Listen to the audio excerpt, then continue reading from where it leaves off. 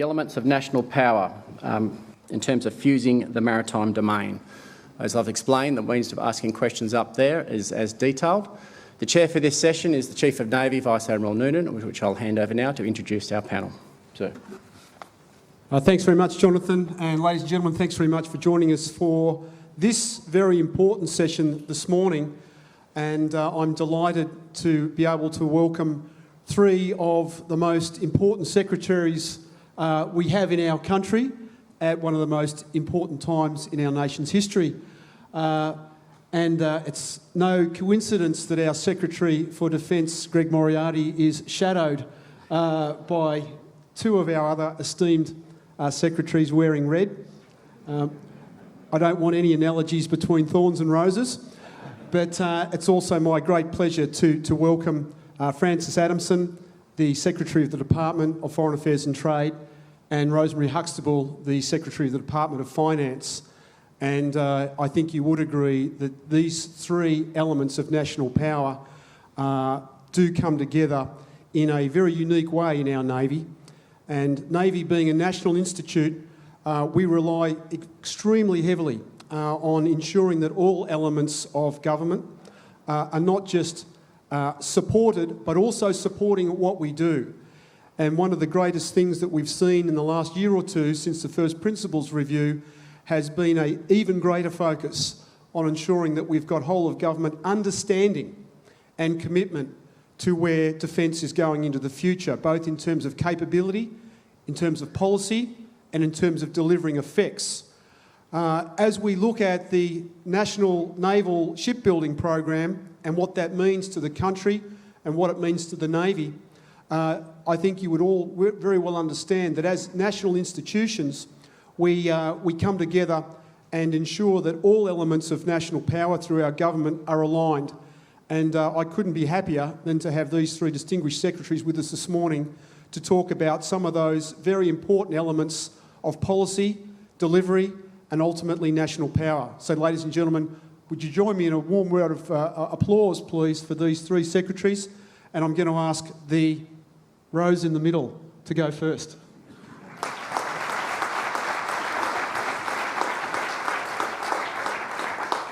Well, thank you, Chief of Navy, for inviting all of us to come along this morning, and it's great to be here, and I've really enjoyed participating over the last couple of days and seeing some of the great work that we in Defence are doing with our industry and academic partners at this great event.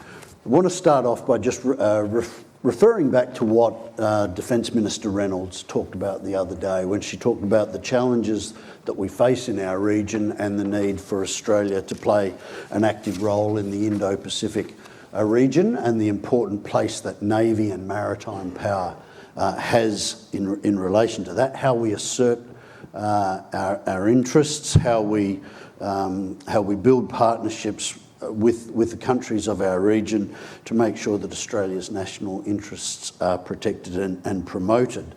And there is a really important part for Navy to play in that. But the generation of naval power and how Navy contributes to the exercise of Australian power and influence is a genuine whole of government endeavour.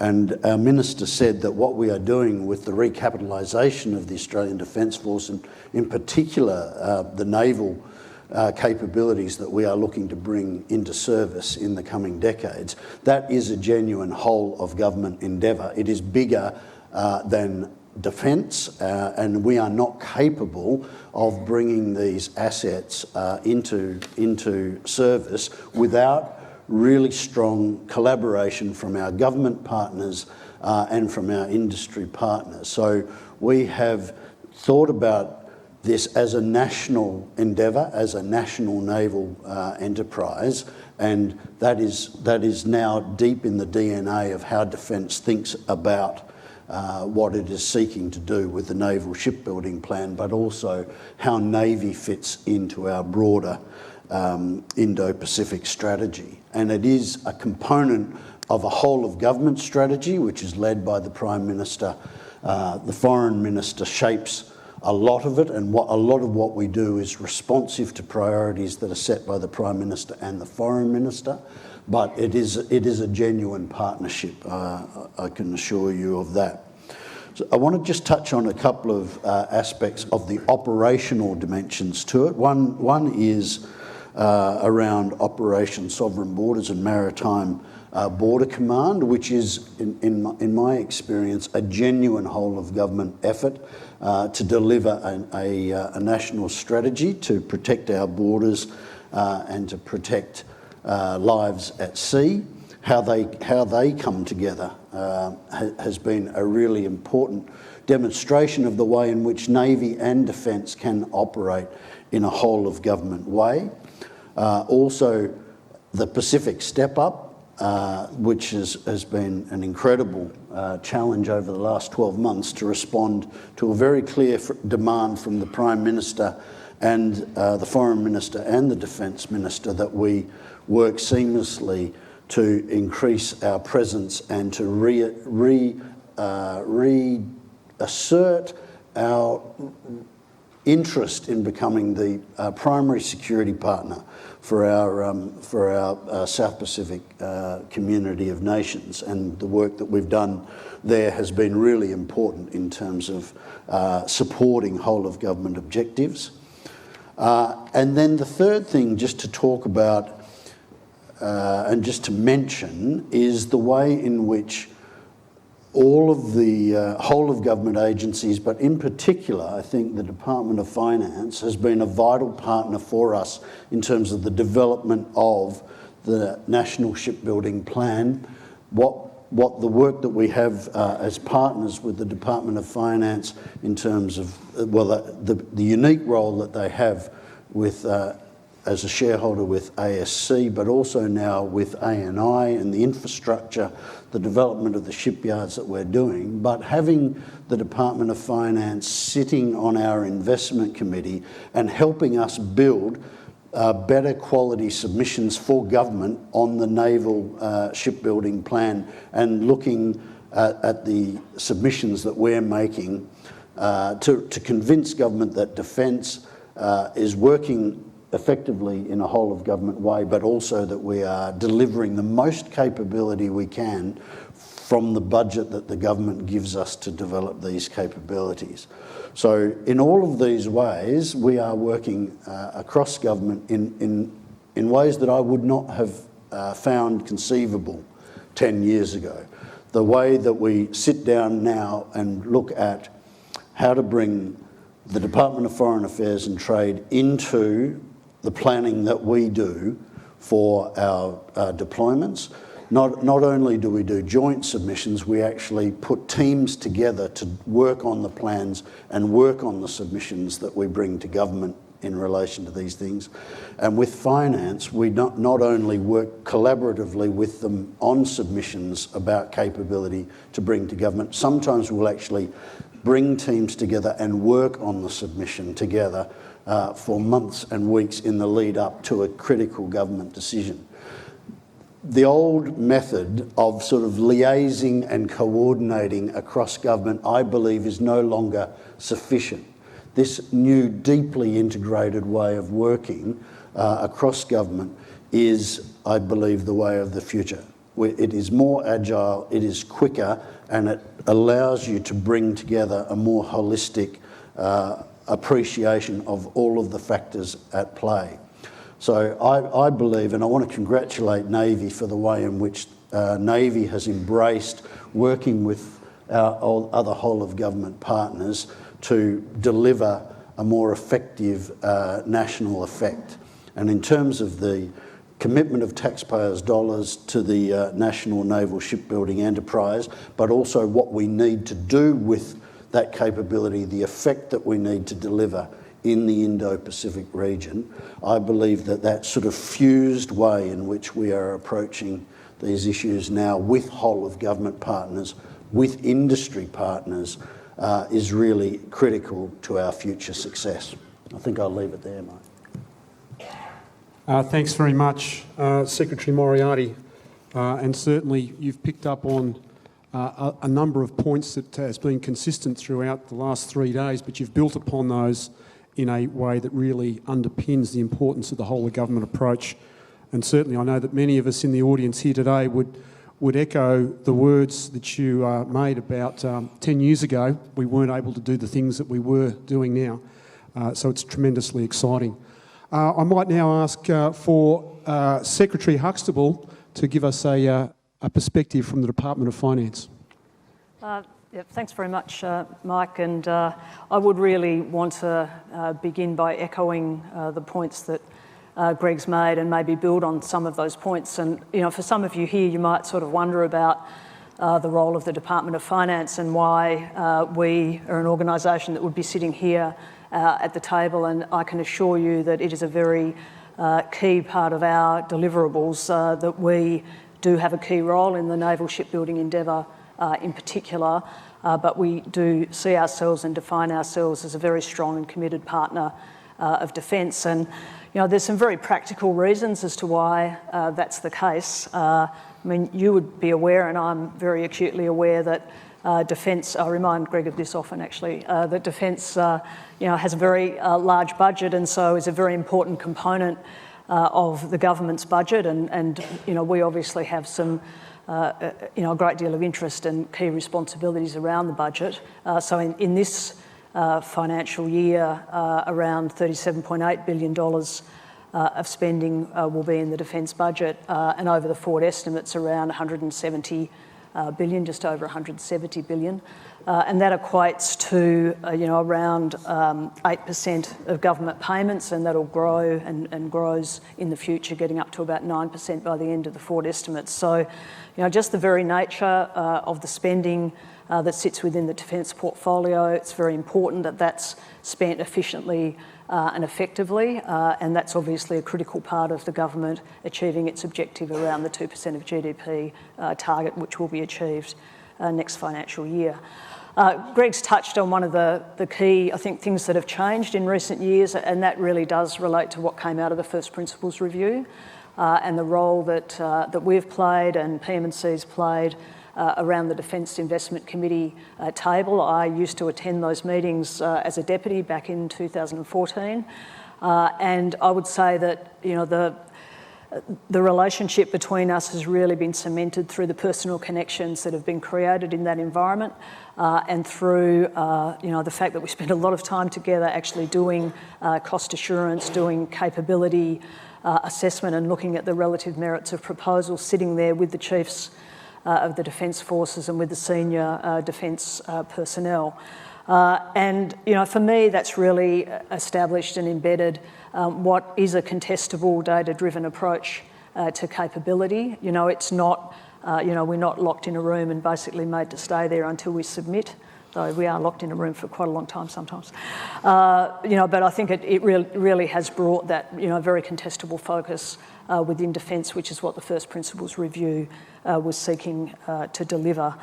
And of course, it also has brought with it, and the commitment around 2% of GDP has brought with it a very significant pipeline of projects that need to be considered. And so it's in all our interests that we ensure that that can occur as efficiently and effectively as possible, and with the appropriate amount of rigour.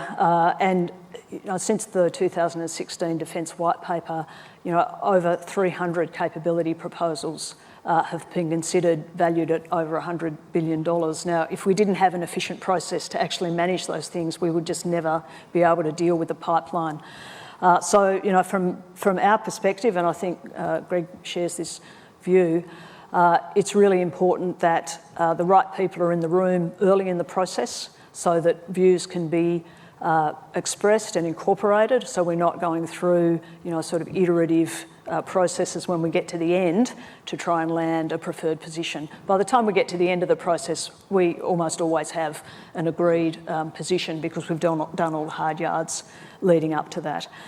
For many of you here, obviously the naval shipbuilding effort is the focus of this conference, and again, Finance has a deep interest in the naval side of the budget. Not only is it a very substantial part of the defence budget, and so brings in our sort of cost assessment and assurance roles, but also it feeds into the oversight of government business enterprise that we also do in finance. And not only do we look to the future in terms of the frigates and the submarines, but we also want to assure ourselves that the current vessels are properly maintained, that we have a highly functioning AWD build as we're getting toward the end of that build, and also the Collins performance and maintenance issues. We want to effect and see a very smooth transition from the vessels of the now to the vessels of the future. And I would like to acknowledge, again, I think through a strong collaborative effort, the work that's been done between us, Defence and ASC around both the AWD build and also improving the performance of the Collins class submarine in recent years. I'd also just want to focus a little bit, we'll probably come back to this in questions, but a little bit on the government business enterprise model that's been used to deliver the new infrastructure in defence. So, going back to the structural separation of ASC into submarine and shipbuilding arms and the formation of the Australian Naval Infrastructure Company, that mechanism is absolutely essential to getting the infrastructure build right for the frigates and for the submarines. And it's really allowed an innovative and commercial approach to be brought to the table. There may be people from ANI here today, but I would want to congratulate them on the amount of work that's occurred over quite a short period of time, to give confidence to the readiness for the frigate build and to be ready at the end of March next year for the prototyping to commence for the Hunter class. And also the work that's underway now, the early works for the submarine, the Osborne North Yard. And also, as part of that, the other essential part of that has been the transfer of ASC shipbuilding to BAE Systems and the creation of the first ever sovereign share in Australia. And those features, which again we had a heavy involvement in, are critically important in setting the frigate build up for success by really taking the lessons I think we've learnt through the AWDs and previous builds, integrating the design and build expertise of BAE Systems into a domestic environment and access to a domestic workforce, and also supporting the overarching objective of an enduring sovereign capability. We've worked very closely in partnership with Defence around those things, and I think from the outside it probably doesn't look like it's a particularly sort of complex set of arrangements to land, but I can assure you on the inside it was a very complex set of arrangements, and it was done very effectively over quite a short period of time. So before I close, I would just like to, I guess, reiterate, a final area to highlight, which is really the impact of naval shipbuilding across the economy, industry and government. The naval shipbuilding enterprise is a huge and complex undertaking. To build 12 subs, 9 frigates, 12 OPVs and 21 patrol boats, it will take national endeavour, as well as managing the transition around Collins and AWD, as I mentioned earlier. And it will take all of government working together, and I think we've modelled that not only with those of us at the table here, but also with our colleagues who are in the education, employment and industry portfolios who are very much at the table with us around this endeavour. But also, recognising the real industry opportunities, the opportunities for state and territory governments, the workforce opportunities. It is a true sort of national effort that will be required. So, I see us in finance as having a very important role in that regard, and we're very excited and very keen to be sort of part of the ongoing journey. So I'll probably leave it there. Thanks, Mike. Thanks very much, Secretary Huxtable. And for those of you that have joined us a bit later, I just want to point out that Secretary Huxtable is the Secretary of the Department of Finance You could be forgiven for thinking that she's actually the Secretary for the Department of Defence. Oh, yeah. I do want his job, of course. But the passion, the knowledge and the commitment is unquestioned, and that really does highlight what we're talking about here. And I'd like to just reflect on a personal experience that I had earlier this year, where I was privileged to be at the National Security Cabinet Committee of Cabinet, where we were talking about a submarine construction yard issue for which the Minister of Defence had the lead. The Minister of Defence didn't say a word as the presentation was delivered to the Prime Minister. It was Minister Matthias Cormann, the Minister for Finance, who did all the talking, and the Prime Minister agreed. It was quite remarkable, and you would not have seen that 10 years ago at all.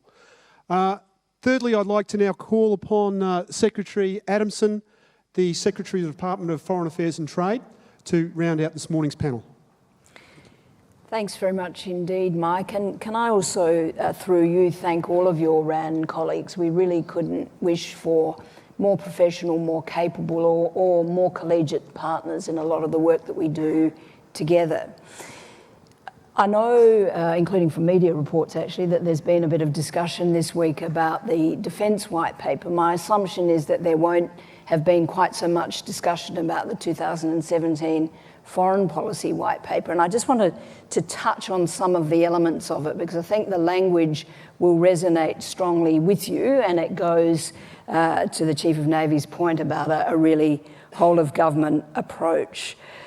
I think we're all working on the same basis in terms of our understanding of the external environment, but one of the things that our political leaders talk about quite a lot is the post-war international order, the principles embedded in it, and some of the pressure that they're coming under.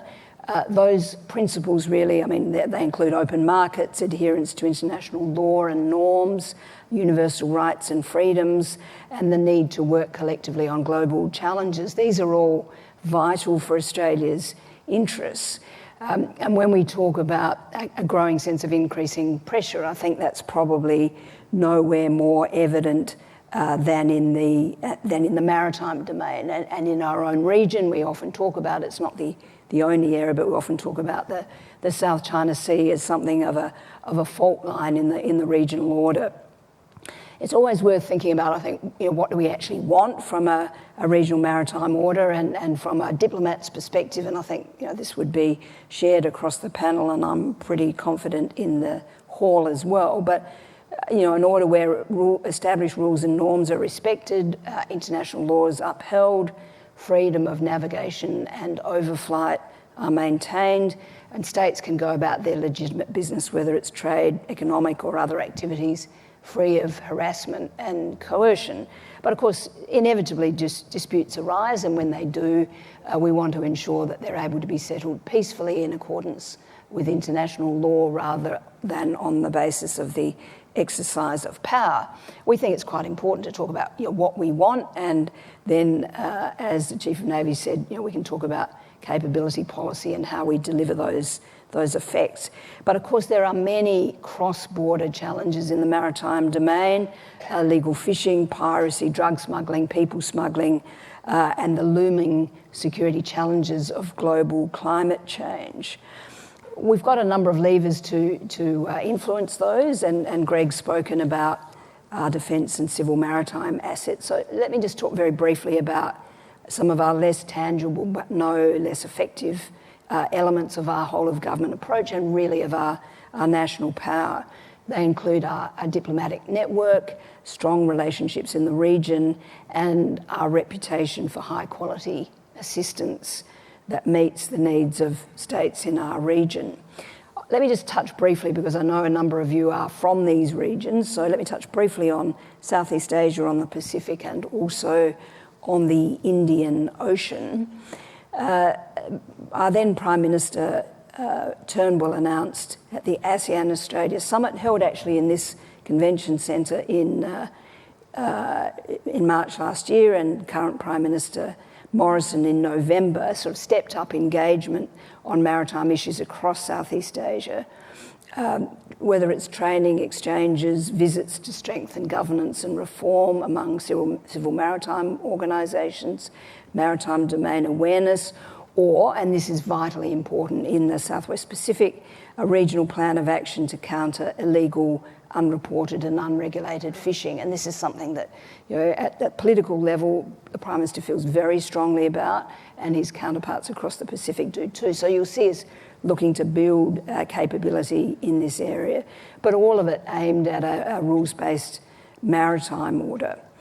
In the Pacific, you've heard a bit, I think, about the Pacific Step Up. And again, some of these things are not new. We've been working for a long time on sustainable Pacific fisheries, on providing, really since almost 20 years now, financial, technical and legal support to Pacific Island states to help them establish their maritime zones. It's a pretty basic thing, but vitally important when you're looking at the resources contained within them.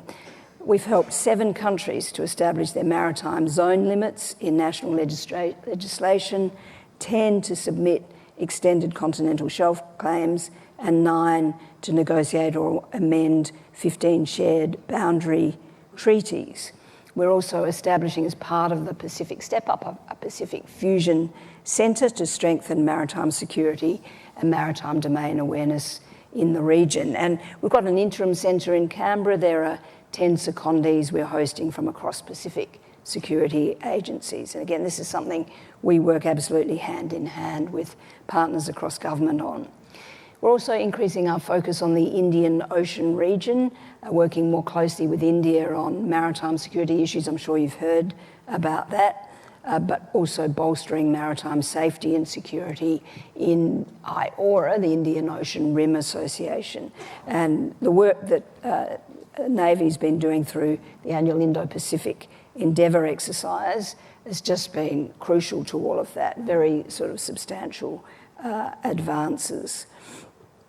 We've also been making concerted efforts to ensure that the challenges, all of which have been well covered really in our broader region, that we're able to address them before they arrive on our shores. And one of the ways we do that, of course, is through Maritime Border Command and its work with international counterparts. So I just want to sort of back up, I suppose, stand shoulder to shoulder with Greg, because we work, Defence and the Department of Foreign Affairs and Trade work very closely together, not only in Canberra but throughout the region. And in a number of my overseas postings, I've had the pleasure of welcoming RAN ships and seeing the power of what the Navy can do through its own network of contacts and through its own capability and its willingness to share that. So thanks, Mike. Secretary Adamson, thanks very much for those great words and those great insights. I think everybody in this room who wears a white uniform and some who wear green and blue are well versed in that as Defence Force people we play a vital role in the international engagement arena. We travel the world, but having the focus of what we do and how it feeds in to the important elements of national power and understanding what our responsibilities are for promoting those elements of international rules-based order is very vital for everybody in our navies, from the seamen to the admirals.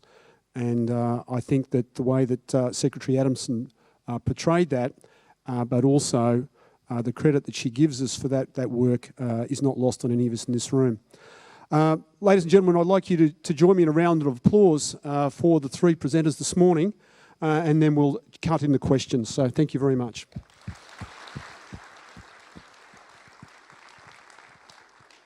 And I'm sure we've got about 20 minutes or so left, and I've seen that the questions are coming thick and fast. The first one that we have that's come through on the electronic feed is for Secretary Adamson. And the question is, what other policy initiatives should Australia consider besides the Pacific Step Up? Well, we're actually implementing a whole host of initiatives. Doesn't mean that we're unwilling to consider more, but I think we're the step up has been a big effort, and I want to acknowledge Defence's contribution to that. We have, in the newly created Office of the Pacific now, we've increased the size of the number of staff by close to 70%, and we've been able to bring in some senior Defence colleagues who are now completely integrated, not only from Defence but from 9 other government agencies as well. So Greg's point about not just coordinating, not just consulting, but actually actively doing things together is a really important one.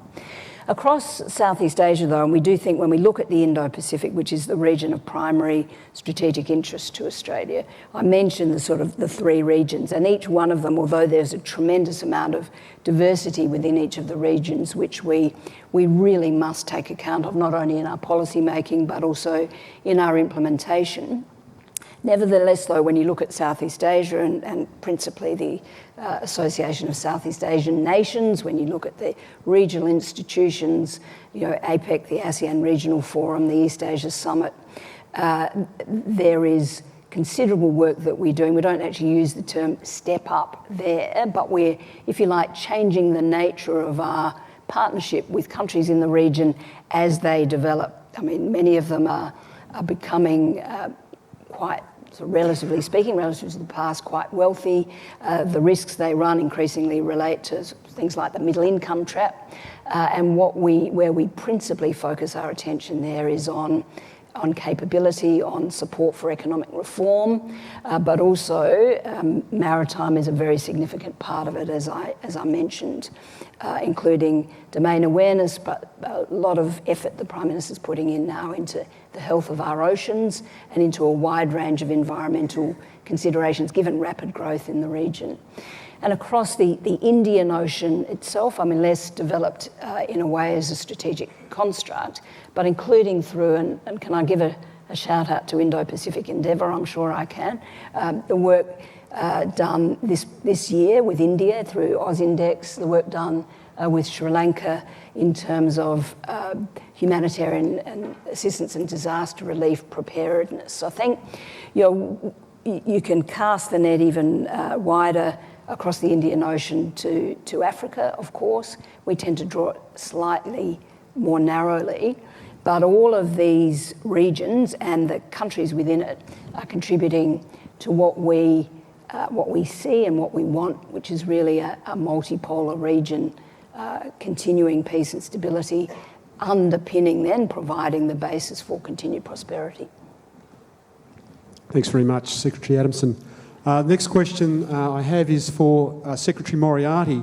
We've spoken a lot about partnerships over the last 3 days, and one of the very unique partnerships that we have in the Department of Defence is that exists between the Secretary and our Chief of Defence Force. To many of you, it's known as the diarchy. It's quite unique, but I'd like to invite Secretary Moriarty to give his views on that diarchy and how it works. Well, thanks, Cian. It is a very different model. I've travelled around the world, met a lot of counterparts who have the head of the military organisation and then the head of the department as separate institutions. In many cases, the armed forces of a country is not part of the ministry. In Australia, we've always had the ADF as a part of the Department of Defence, and for several decades now, we've had a diarchy. I believe that it's effective in Australia's circumstances because it allows us to get the best of the skills and expertise, professional military judgments that come from the senior ADF leadership, and to fuse that with the expertise that the civilian side of the house, that the Australian Public Service and our contractor workforce brings to the whole enterprise. So I believe that, again, we are a stronger workforce. We deliver better outcomes when we bring together in a respectful, professional and collegiate way the expertise and the skills that the different parts of our organisation bring to the overall enterprise. There's important responsibilities that the CDF and I share, and then there are some responsibilities that I have primary carriage of, and some that the CDF does. I think at the end of the day, a lot of what we do is in the grey zone. The CDF and I talk every day. We're in contact every day, even if we are in different countries. 95% of the submissions that we bring to government are joint submissions signed by both of us. There'd be some particular military matters that the CDF would have responsibility for, and at the end, under the legislation, at the end of the day, I am responsible for the department's budget, and the CDF doesn't want to be anywhere near me when I'm signing that annual little thing that Rosemary pays a lot of attention to, that says that the department's finances have been effectively spent to the best value for the Commonwealth. But as you know, there are just so many areas where professional military judgments and good policy advice coming together in an effective way gets a better outcome for our country. And I think that as long as but there can be, in my view, it works effectively as long as there is never any doubt that the CDF is the commander of the Australian Defence Force. Those prerogatives and responsibilities in law, they're deep in the culture of the Australian Defence Force, and it's vitally important that that single line of command be respected. I respect it absolutely, and I understand the great responsibilities of command that General Campbell has, but there are so many areas where the issues about how we deploy the ADF, in what policy context to deliver what international relations effect. These are many issues where whole of government input and input from the civilian side of the department, I believe, helps give our country a better outcome. So the diarchy is an unusual model, but in my view, it's delivered good outcomes for the defence of Australia. Thanks very much, Secretary Moriarty. For our international guests who are with us this week, Australia is quite unique. We have a federated system of government, and we have 8 states and territories. And from time to time, the states and territories have a different view between themselves and sometimes of that of the federal government. So a question for the panel that's been put forward is a comprehensive and departmentally aligned Australian strategy a conceivable goal in our federated political system? And I might pose that question to start with to Secretary Adamson. Thanks very much, Mike. Well, look, I mean, I'm an optimist, and also I'm very happy to roll up my sleeves on all sorts of things, and so is my department. So, I mean, if I had to give a one-word answer, I'd say yes, but I'd then quickly, obviously, fall back on our constitution. I mean, in 1901, it made a lot of sense to ensure that the federal government, through the Constitution, was responsible for foreign affairs and defence. I suspect that there was probably no argument about that, but I'd have to go back and look at the original documents. Now, of course, in a globalised world, and particularly given the fact that 1 in 5 Australian jobs is export dependent, that state premiers are perforce actually engaged in a range of international visits in support of their state's interests, complexities do arise or can arise, as you alluded to.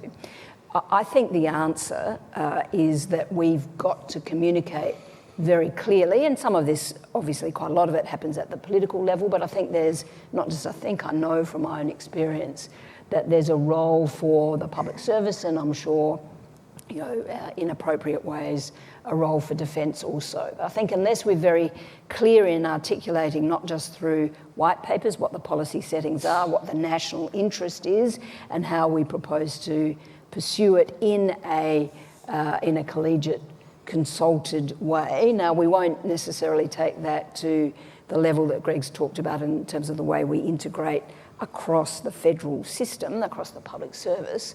But I do think it will be incumbent upon us, it already is, to communicate more clearly, to listen, to consult, to be engaged as we try to meet some of the challenges.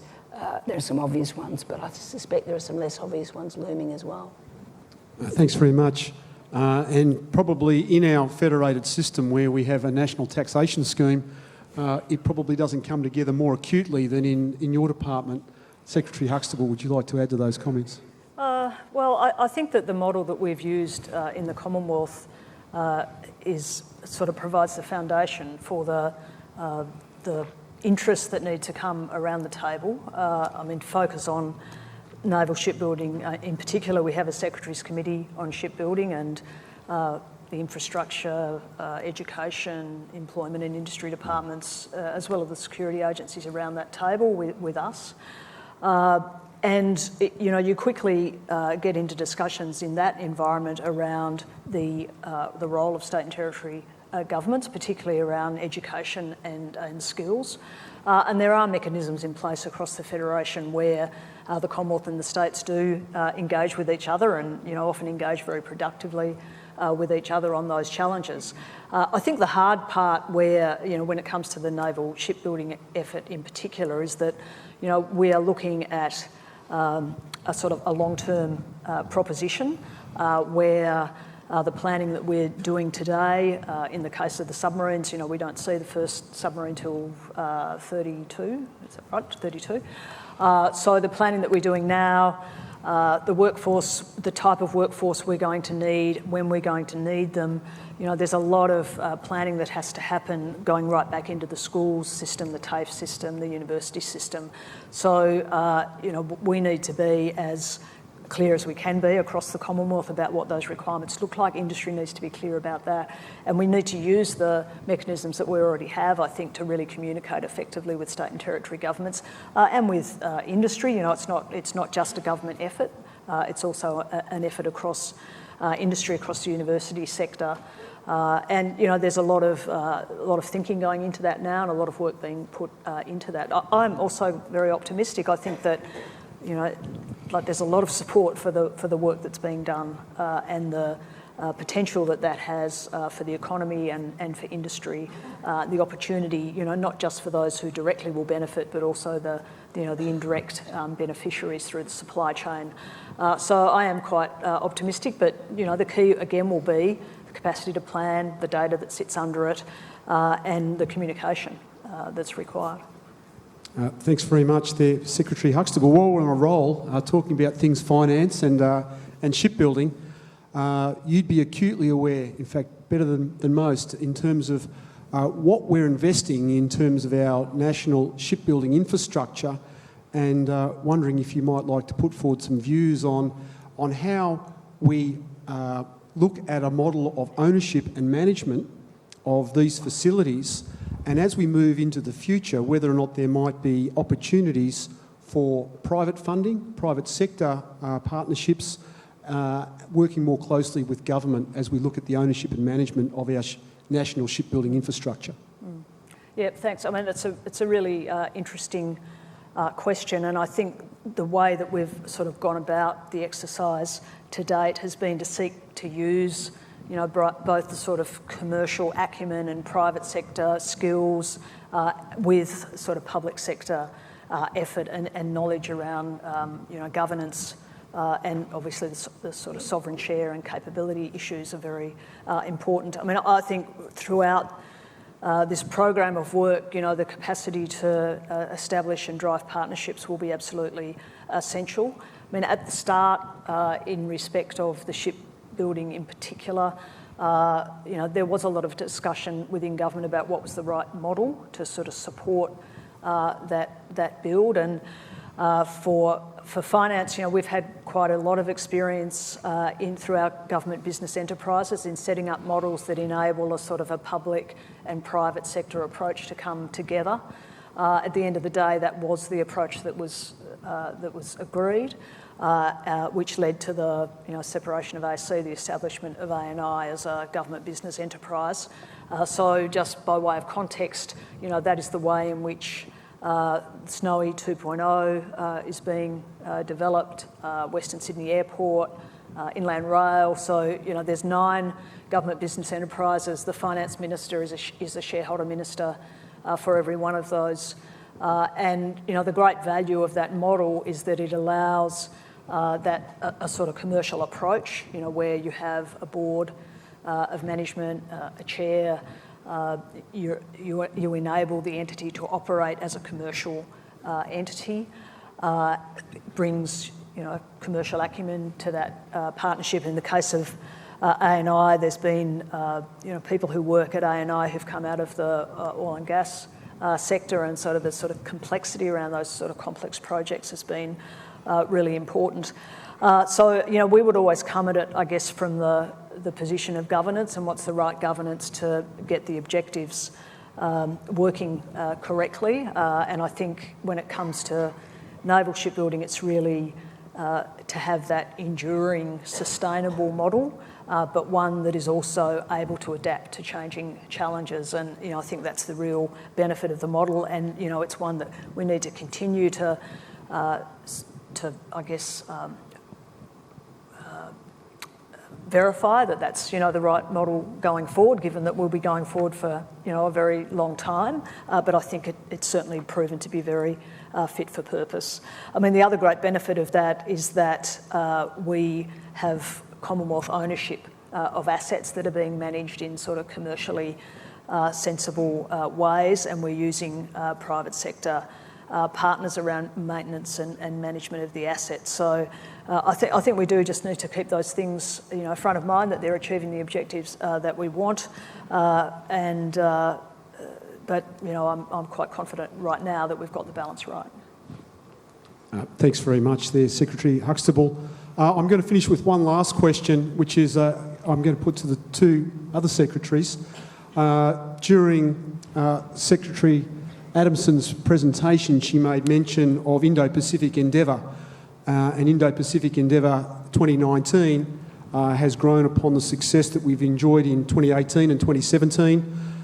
This year we had 5 ships, almost 1,500 men and women of our Australian Defence Force, Defence Industry and other government departments who travelled through 7 countries over an almost 4-month period.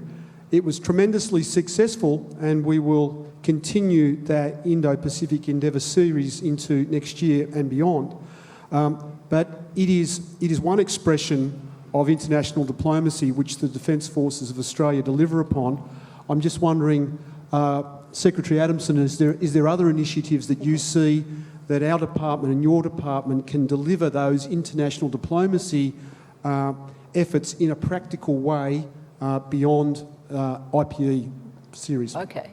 Well, look, I mean, can I say a little bit more about IPE, though, because I think IPE provides, it's the best model, it's where we do it most, and I think perhaps rather than just thinking about what else, we should think about how we can better leverage IPE in our public diplomacy interests. And of course, it's just a reality that defence has to do very detailed defence planning.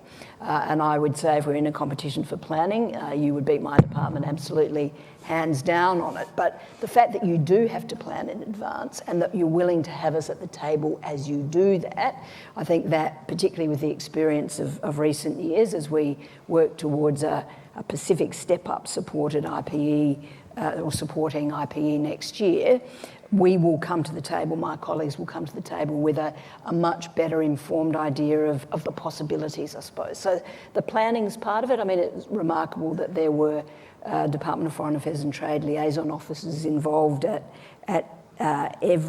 all legs of IPE in 2019. So that means as we go along, we're able to help maximise the benefits. And of course our diplomatic missions, and we're expanding the number of those. We're opening 5 new missions in the Pacific over the next couple of years, which will make us the only country in the Pacific Islands Forum to be represented in all forum countries. But there's a lot of work that happens locally about how we can best leverage that. What I think we can actually do better, and this is probably just for the Australians in the room, is actually work our public diplomacy processes better together, to get our public diplomacy experts, the people who actually do the media, the social media and other things together, about how we can better leverage all of that. And then I think what you'll get beyond IPE through our global network is a better understanding of how it works and how we can work together. And then I think you'll get some really good ideas flowing, which you, of course, will want to feed into your planning processes. Thanks very much. Secretary Moriarty, would you like to add to those comments? I think as well, Defence has a really important contribution we can make to deepen the relationship that the Prime Minister just in a speech just last week talked about what we're doing with Japan. He wants to elevate the relationship with India, with South Korea, and in terms, he talked again about the importance of ASEAN centrality in the region, how we think about the region and the role of ASEAN. It's important amount of effort that he's devoting to the relationship with Indonesia. In all of those relationships, I think we in Defence and the ADF can contribute to that deep thickening of the diplomatic links and those personal relationships between our leaders through what we do through our existing defence cooperation programs, but also the more complex and the deeper range of defence engagements that we've had. And certainly with Japan and with India in recent years, there has been a very substantial growth in the amount of defence activities that we have with both of those countries. And I think that that defence part of the engagement has made a very positive contribution to the overall improvement in those bilateral relations. So there's a really important part that Defence can play in supporting our broader diplomacy. The South Pacific's, it's been an enormous area of focus just over the last 12, 18 months, but these other relationships are also really important for Australia, and I think Defence has been playing a really useful part, but the growth in our defence engagement will only help achieve those broader diplomatic objectives. Can I just come back on a final point in relation? I absolutely endorse that, and I think you mentioned Japan and India, also Indonesia. We do a 2+2 at Secretary level with our Indian counterparts, and I think it's been very clear. If you look over the last few years, you can see it in the number of activities, principally Navy, actually, the numbers rising as the relationship lifts, given India's current and future projection of naval power and interest in, absolutely shared with us in a strategic sense, an Indian Ocean that is peaceful, stable and prosperous. Well, thanks very much. And at that point, I'm going to bring this session to a close. I don't think I need to summarise what was been spoken about today. I'll just give you 3 words to reflect on. You can probably guess what they are. Deep, integrated and committed. And that really does, in my mind, personify what this session is about as we look at the fusing of national elements of power. I'd like to all have you join me as we thank Secretaries Adamson, Moriarty and Huxtable for a great session this morning. Thank you very much.